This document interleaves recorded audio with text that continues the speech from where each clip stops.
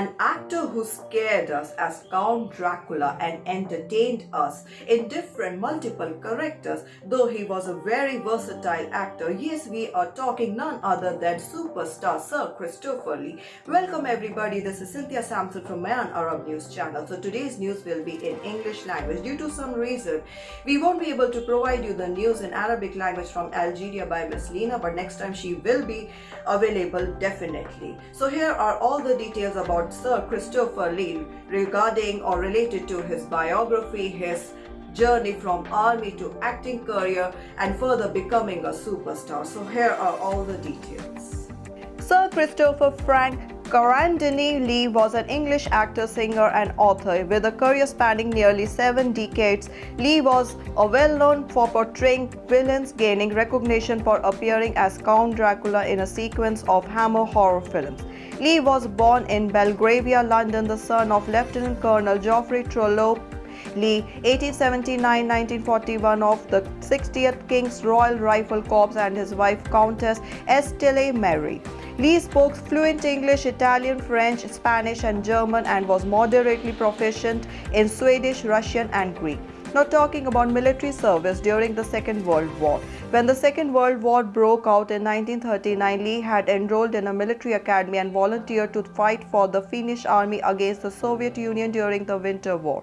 He and other British volunteers were kept away from the actual fighting, but they were issued winter gear and were posted on guard duty at safe distance from the border.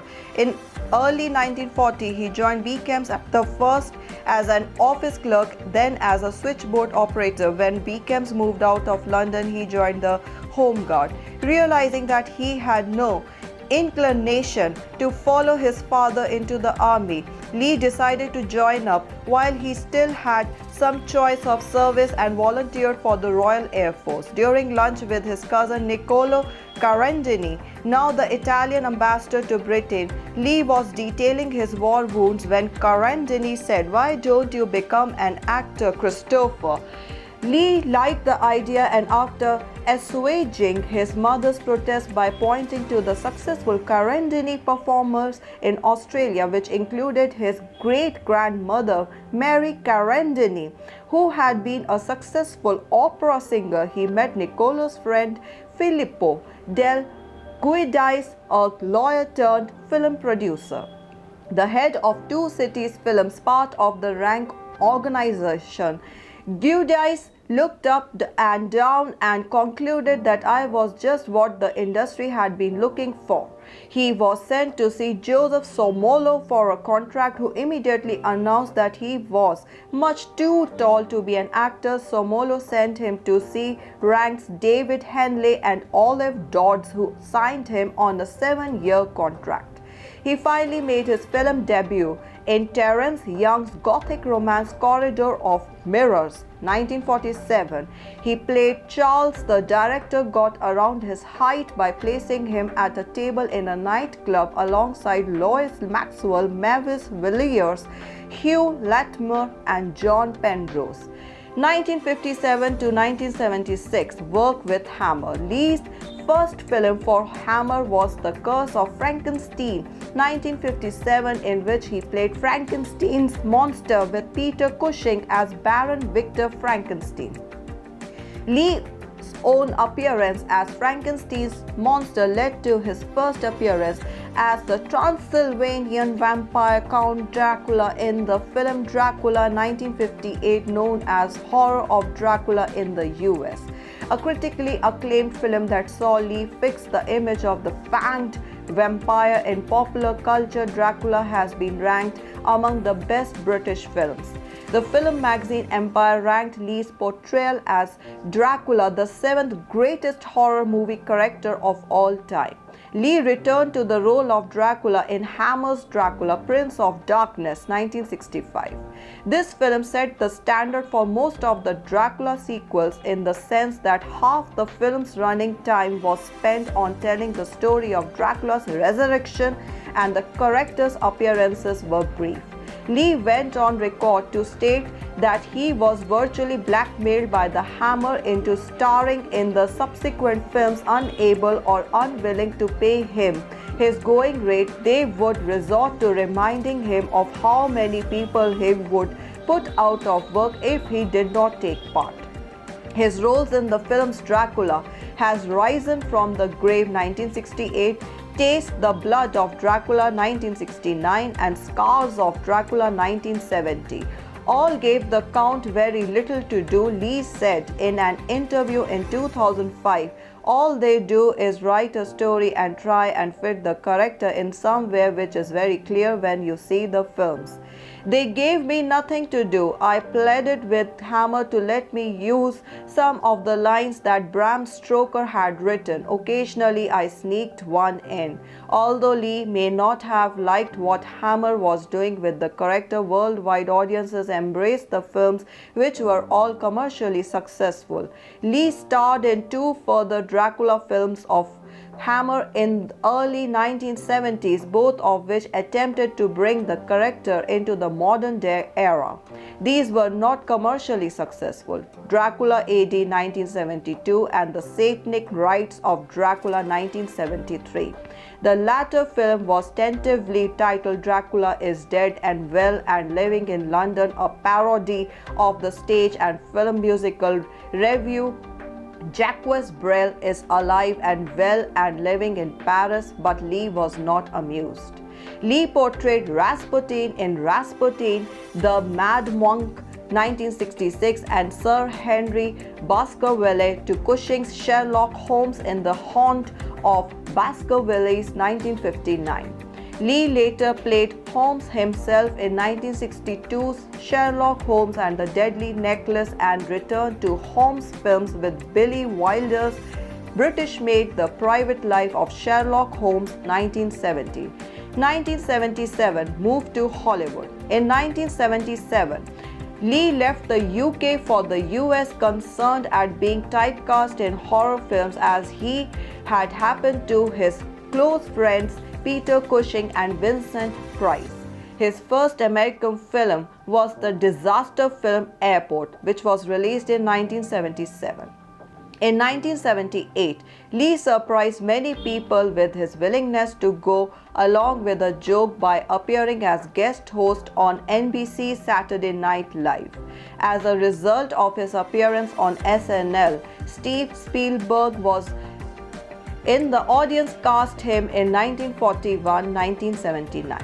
Meanwhile, Lee co-starred with Bette Davis in the Disney film Return from Witch Mountain 1978. He returned down the role of Dr. Barry Romack, finally played by Leslie Nielsen in the disaster spoof Airplane 1980. A decision he later called a big mistake. Lee appeared in The Return of Captain Invincible 1982, a comedy musical film. Lee sings on 2 tracks in the film, Name Your Poison and Mr. Midnight, written by Richard O'Brien, who had written the Rocky Horror Picture Show 7 years previously, and Richard Hartley. Later, he appeared alongside Reb Brown and Sybil Danning in Howling 2, Your Sister is a Werewolf. In 1985, Lee made his last appearances as Sherlock Holmes in Incident at Victoria Falls 1991 and Sherlock Holmes and the Leading Lady 1992. Now, in 1998, Lee starred in the role of Muhammad Ali Jinnah, the founder of Pakistan, in the film Jinnah.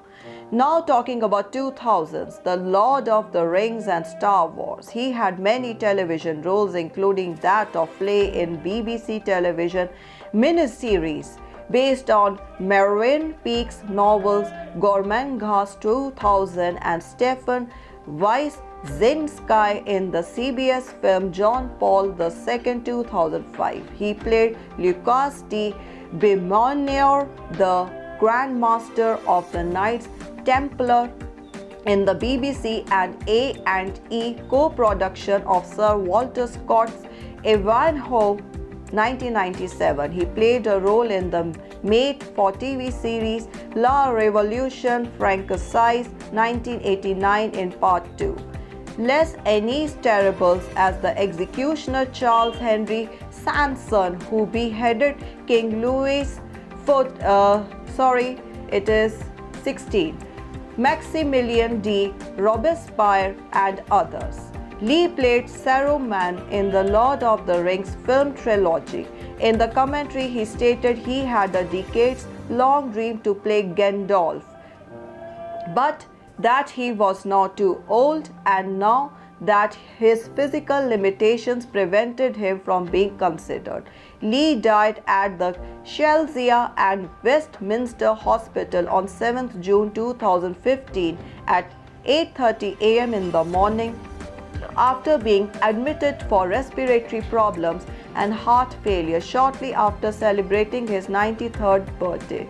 His wife delayed the public announcement until 11th June to break the news to their family.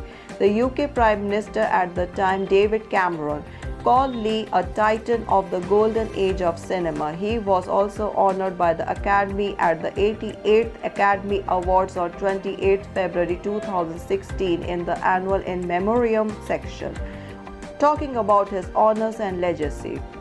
For his influence on the horror genre, in 1994 he received the Bram Stoker Award for Lifetime Achievement. In 1997, he was appointed a commander of the Venerable Order of St. John. On 16 June 2001, as part of that year's Queen's birthday honors, Lee was appointed a commander of the Order of the British Empire for services to drama. He was made a Knight Bachelor for services to drama and to charity on 13 June as part of Queen's birthday honors in 2009. He was knighted by Prince Charles, but because of his age, he was excused the usual requirement to kneel and thus received the knighthood while standing. The French government made him a commander of Order des Arts et des Lettres in 2011. Lee was named 2005's most marketable star in the world in a USA Today newspaper poll after 3 of the films he appeared in grossed $640 million. In 2010, he was identified as the IMDb member with the most impressive closeness. On 14th June 2010, Lee was presented with the Spirit of Hammer Award at the Metal Hammer Golden Gods Awards for his contribution to the metal genre. On 13th February 2011, Lee was awarded the BAFTA Fellowship by Tim Burton. In 2011, accompanied by his wife Birgit, and on the 164th anniversary of the birth of Bram Stoker, Lee was honored with a tribute by University College Dublin and described his honorary life membership of UCD Law Society as in some ways as special as the Oscars. He was awarded the Bram Stoker Gold Medal by the Trinity College Philosophical Society, of which Stoker was president, and a copy of Collected Ghost Stories of M.R. James by Trinity College School of English.